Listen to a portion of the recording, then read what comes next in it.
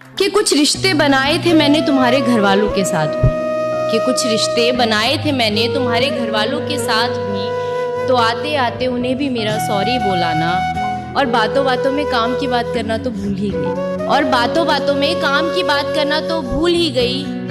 तुम आते समय अपनी नई गर्लफ्रेंड को भी अपने साथ ही ले आना, और अगले महीने मेरी शादी है, मेरी शादी में ज़रूर आना। शुक्रिया। जो छूटा मोहब्बत में हमारी वो हिसाब लिखना तुम, शादी के बाद जिंदगी का रुआब लिखना तुम। जो छूटा मोहब्बत में हमारी वो हिसाब लिखना तुम, शादी के बाद जिंदगी का रुआब लिखना तुम। इस खत में किए गए सवाल अगर जायज़ लगें तुम्हें तो अपने शौहर से छुपकर इसका जवाब लिखना तुम।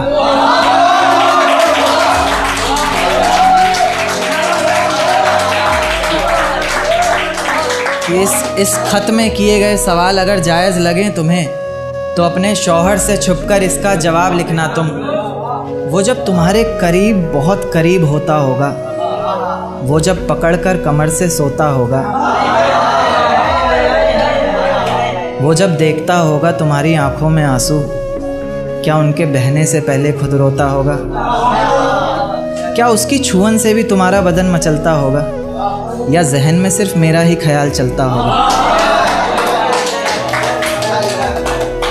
अंधेरे में जब उसे देखती हो क्या मैं दिखाई देता हूँ? वो अचानक जब पुकारता है क्या मैं सुनाई देता हूँ?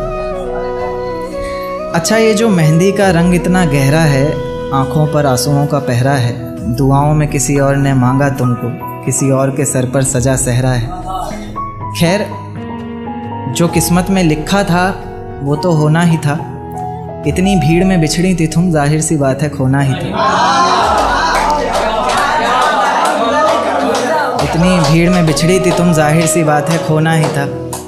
पर ताज्जुब की बात है कि खोकर भी दिखाई देती हो यार, तुम खामोशी में भी सुनाई देती हो, तुम खामोशी में भी सुनाई देती हो। और इस नज़्म को पढ़कर आँखों से जो बहे वो आब लिखना तुम। मुझे धोखा देकर जो जीता तुमने वो खिताब लिखना तुम। और इस खत में किए गए सवाल अगर जायज़ लगें तुम्हें तो अपने शौहर से छुपकर इसका जवाब लिखना तुम।